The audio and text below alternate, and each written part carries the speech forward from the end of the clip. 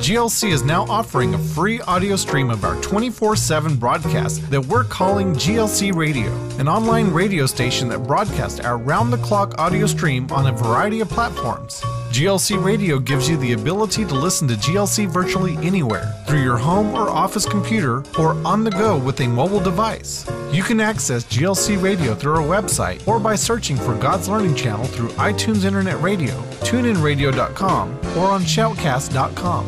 Explore various GLC Radio-enabled mobile apps by visiting our website at glc.us.com/listen/GLC Radio. GLC Radio, your free connection to GLC anywhere, anytime.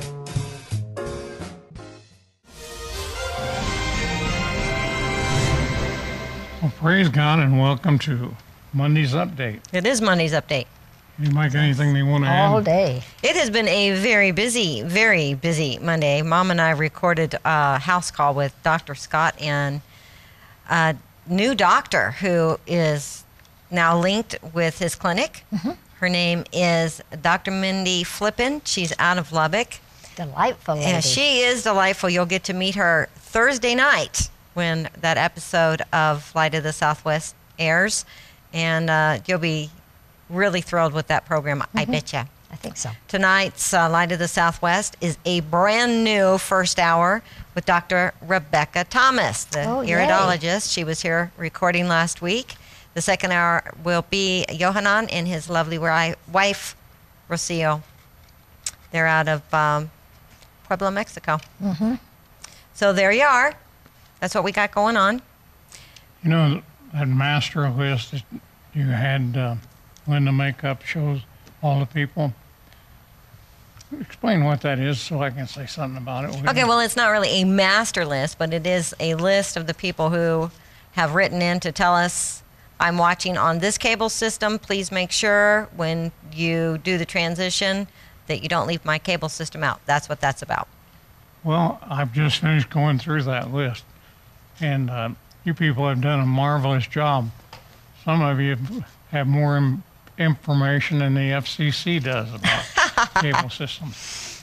But it dawned on me that as you pay your cable bill towards the end of this month or whenever, put a little note in there and tell them, if you would please, thank you for carrying GLC and whatever channel you watch us on, because that's very, very important and critical in the days to come.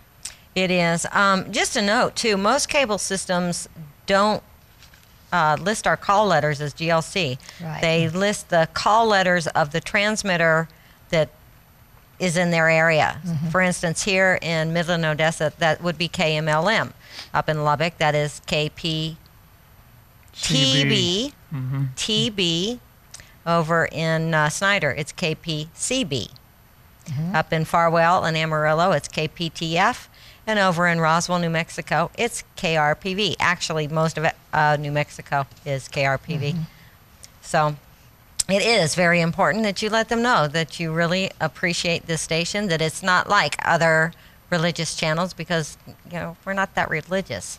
Well, another thing, too, the FCC is playing around with the market areas, and this is why it's so critical, because you never know with this administration what's going to happen next, honestly.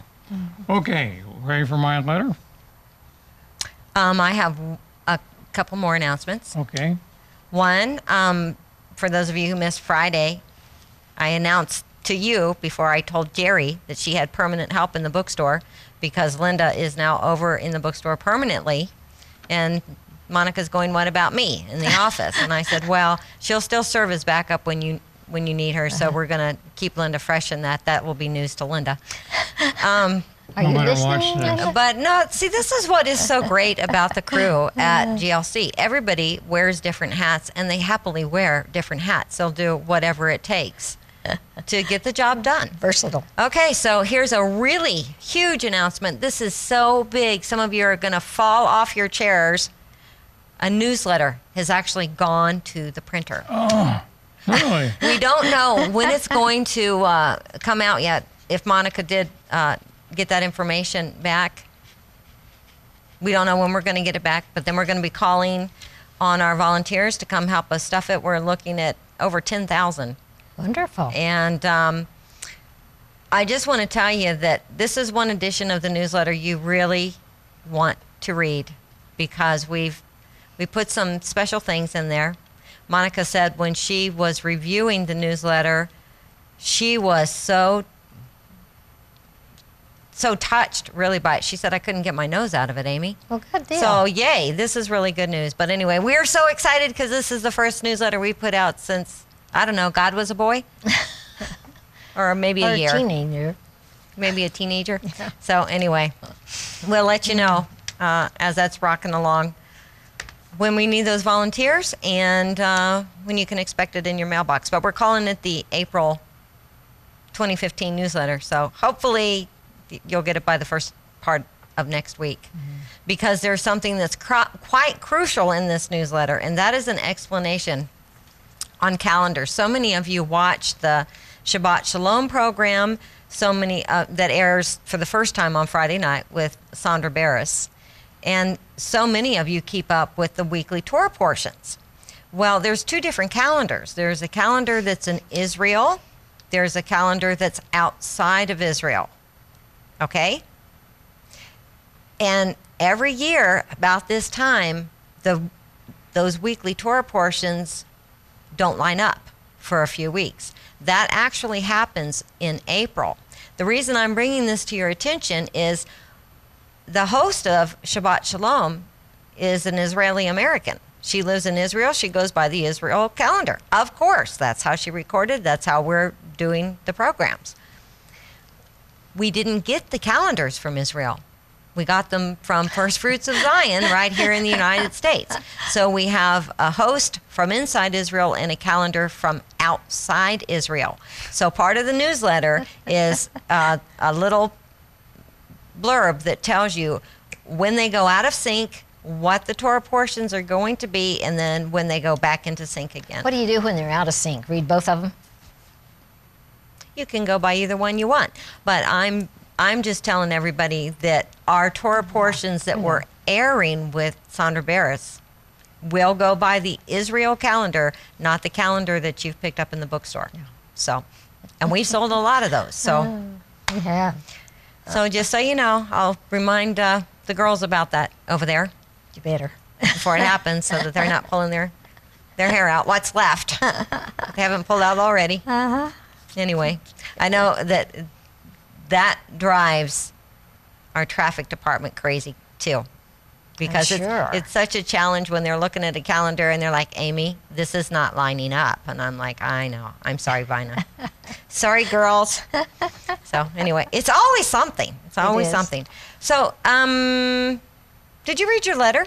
No, you cut me off. Well, then you can read it now. I'm sorry. I'm glad you pointed that out, because I didn't know what you was talking about the other day. Well, this letter goes, Dear Al and Tommy, thank you all for all that you do. I love you all and appreciate you all so much. I praise God for all of you at GLC. I love House Call and the news update and Light of the Southwest. These are my favorite programs. Enclosed is my monthly Water Bearer pledge. Thank you for being a water bearer. I wish I could send more. God bless you all from my heart in Jesus. Name. Is that how you say that? Namey? In Jesus' name. Oh, okay. Oh. I couldn't give her another name. Okay. Okay, Sandra from Cabot, Arkansas. Mm-hmm. He can say it however he wants. If he wants to say Kabot, he can. Thank you, Sandra. That's a sweet letter. Arkansas just got a new name for a town.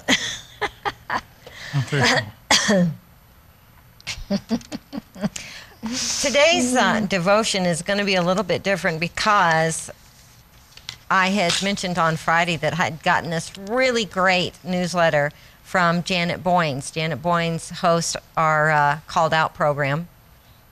And I told Janet that I was going to share this with the viewers, that we'd share it. She was very excited about that. Good. And so, I keep telling her, Janet, you're going to have to get out here because it's our viewers who understand where you're coming from and they're behind you. She doesn't really get a whole lot of support from the church, which is very confused. So here's the newsletter from Janet. Do you want to kick it off? Sure. Well, God loves each and every person, and He died to rescue all of us from sin. As His children, we're also supposed to love everyone, just as He does. But that's much easier said than done. How are we supposed to love someone with whom we have nothing in common? How can we love those who live lifestyles that are in direct contrast to the way we live and believe? In this article, Janet says she would like to talk about what we should do and how we can love when we are presented with the homosexuality of a family member, a friend, or a coworker. When an individual announces their homosexuality, it can be a very tense time for both them and their loved ones. Relationships can be strained or broken, and lifelong hurts can develop. If most of the relationships in their lives are thought lost, many homosexuals will turn to and embrace the homosexual community, which they believe is the only place left they can turn to for love and acceptance. Janet says, my dearest friends, this should not be, either in perception or reality. People often ask me what they should do when a loved one reveals their homosexuality.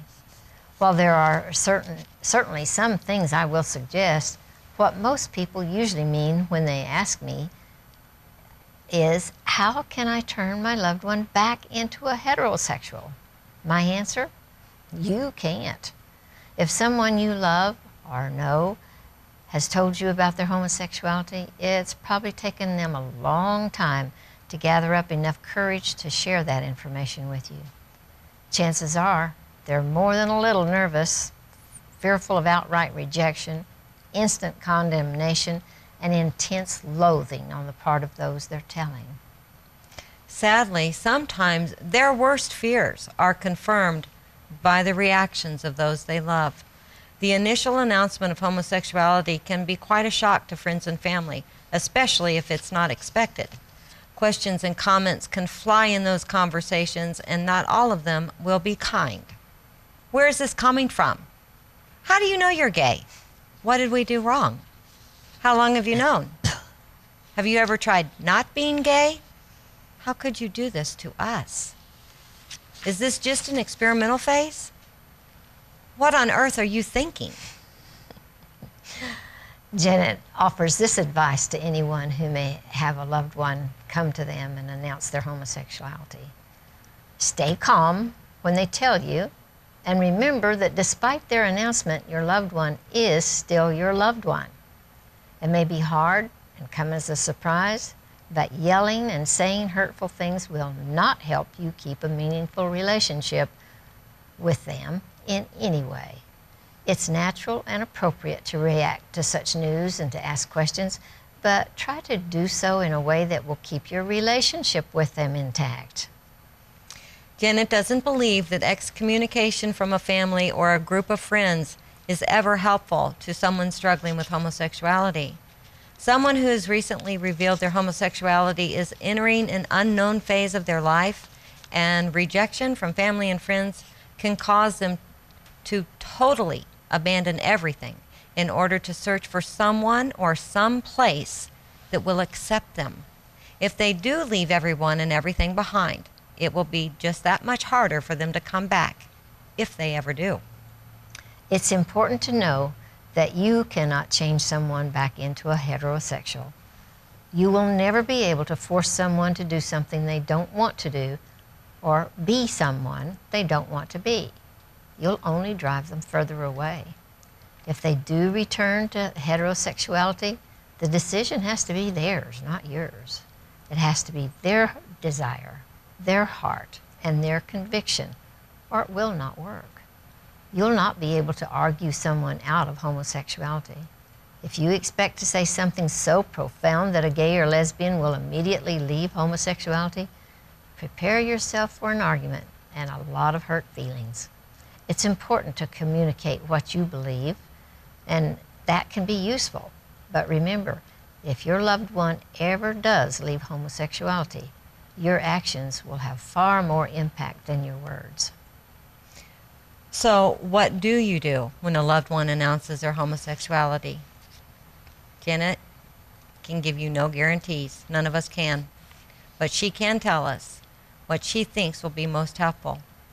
Beyond your initial reaction, she believes 3 things are important: prayer, communication, and love.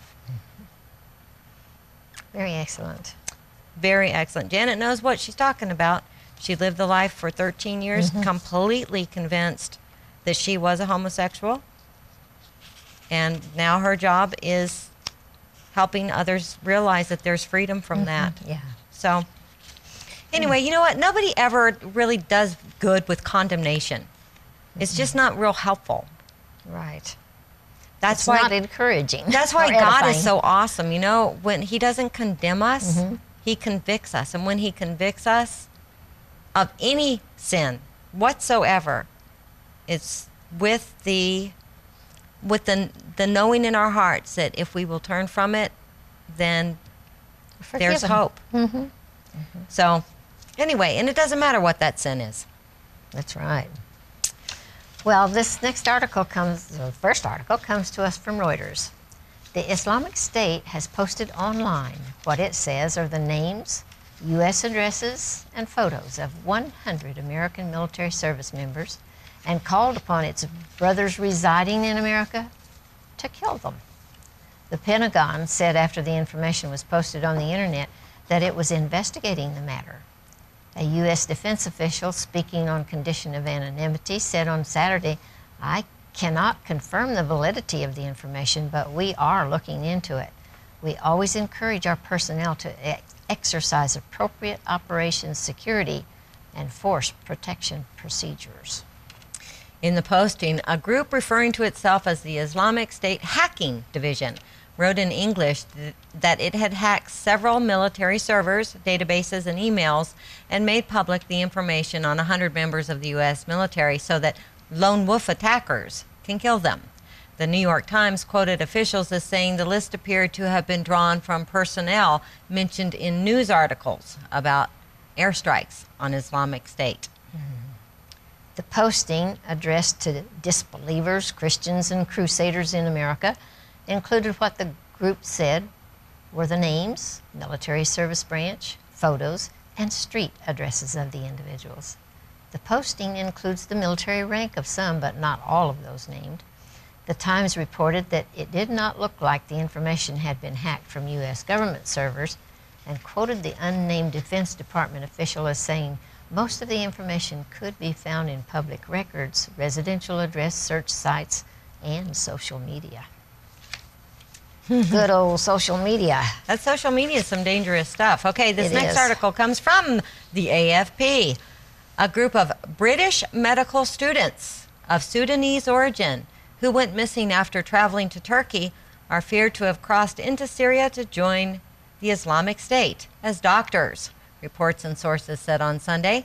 The families of the students have traveled to the Turkey-Syria border in a desperate appeal for them to return home before it's too late, a Turkish opposition MP said.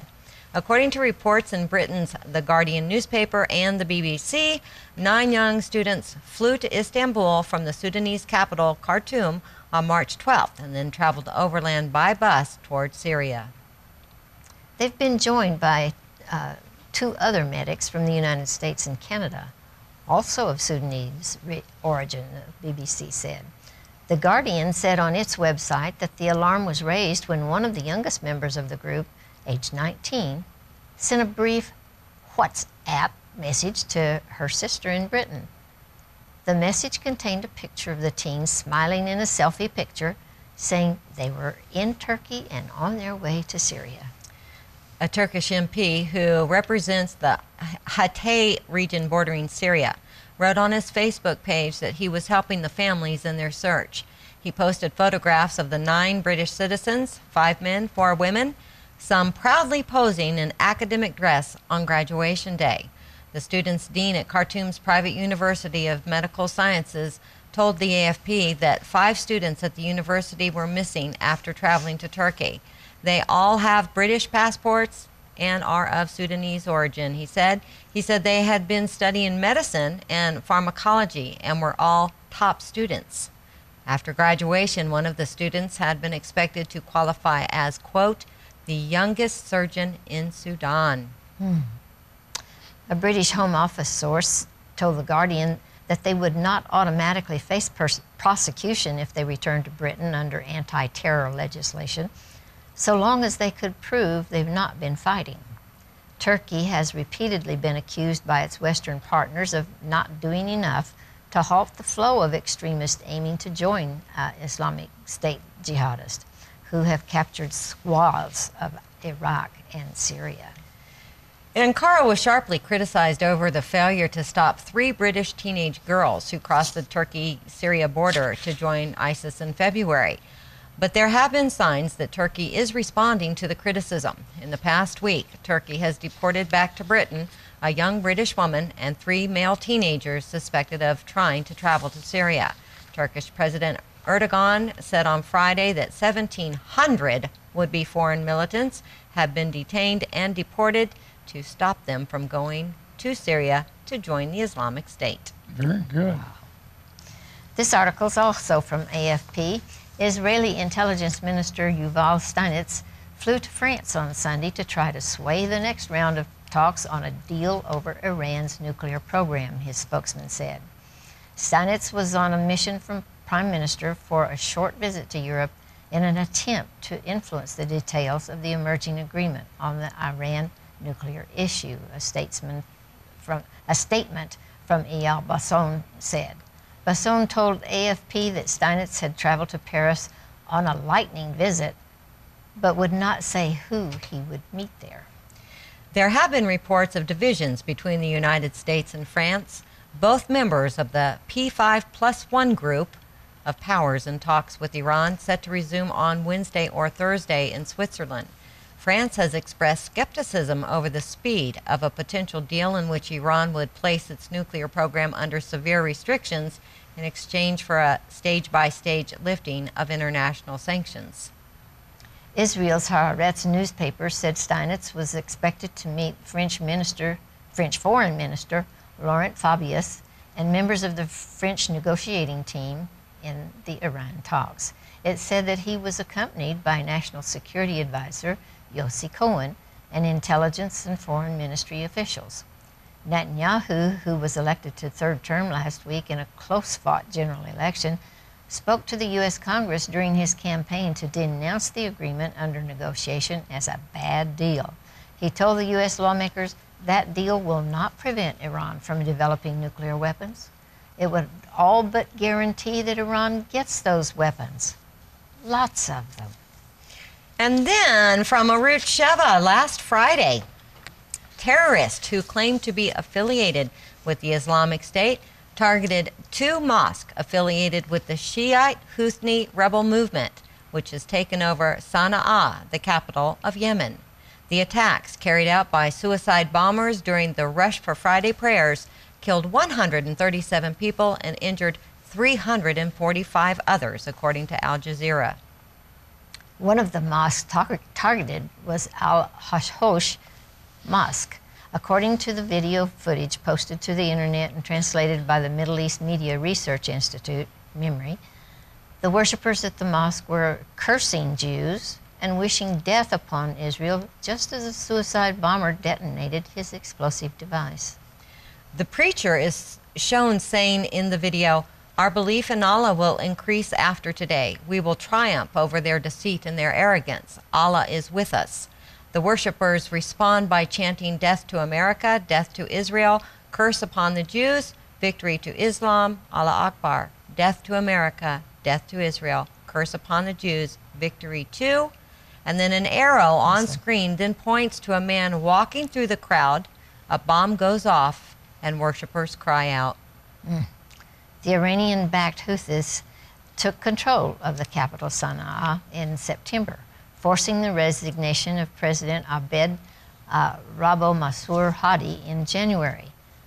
Iran is reportedly seeking to use the Houthis to gain control over Yemen in a similar way in which it has used its proxy terror group Hezbollah to gain control in Lebanon.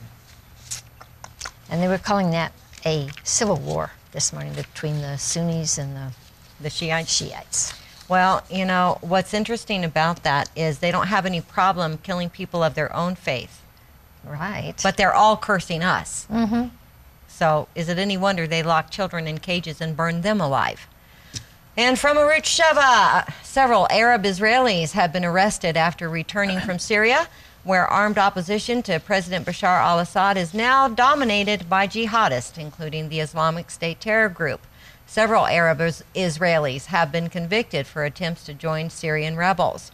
It's illegal for Israeli citizens, whether they be Arab or Jewish, to travel to Syria. On Monday, an Israeli court sentenced an Arab citizen to 11 months in prison for traveling to fight alongside Syrian rebels in the Jewish state's war-torn neighbor, the AFP reported. Yusuf Nasrallah traveled via Jordan to Syria, where his intention was to die as a martyr alongside rebels fighting Assad, the court said in its verdict. 2 days after reaching Syria, Nasrallah was arrested by the Assad regime and spent 8 months in prison, where he was tortured and interrogated. During that time, he passed on information about an Israeli military base, the court said, without elaborating. Nasrallah was released and returned to Israel in December, where the Israel Security Agency, the Bet Shin, detained him. Defense Minister Moshe Ya'alon recently said that others had gone specifically to join the Islamic State. Earlier this month, ISIS released a video in which a child purportedly executed an Israeli Arab who had gone to join the group, accusing him of being an Israeli spy. Security authorities say they know of about 30 Israeli Arabs who have made their way to Syria to fight for jihadi groups against Assad's regime, but that only a few had actually joined the Islamic State. Do you think we have time to do this one? Well, we can sure give it a go. All right. It's from the Business Insider. It's come to light that the staff of former Secretary of State Hillary Clinton also used personal emails to conduct state business, possibly contradicting assurances that her team's communications took place on government servers. The New York Times reported on Monday that Clinton, the Democratic presidential frontrunner of 2016, emailed her top aides on their private email accounts when discussing the attack on the diplomacy facility in Benghazi, Libya. "Did we survive the day?" Clinton wrote to a close advisor after being grilled by House Republicans about the 2012 incident. The report cast new doubts on whether Clinton was being entirely truthful when she said the vast majority of her emails intentionally included a State Department address to ensure they were captured by government servers. Clinton made that claim 2 weeks ago at a chaotic press conference where she repeatedly insisted she did nothing wrong by exclusively using a personal email server as Secretary of State. Critics accused Clinton of trying to avoid the official disclosure process. According to the Times, this practice also violated federal guidelines. Additionally, the report raises questions about the security of Clinton's emails, which could have been made even more vulnerable by including the personal emails of her aides. Oh my goodness. No, so we don't have time to finish the story, but That was quite enough. there's more to it, and yet another one that we're going to have to forward to Wednesday that everybody needs to hear about. Closing thoughts, Mr. Cooper? Well, I've never seen the world in such chaotic situation. And are you praying for the Christians that are being murdered daily? I hope you are. Yes. I don't do it the way I should do it. You know, God wasn't kidding when he said that he would speed up the clock for the sake of the elect. And those martyrs are crying out from underneath the throne even now. Please pray They for the are. peace of Jerusalem. We love you. Mm.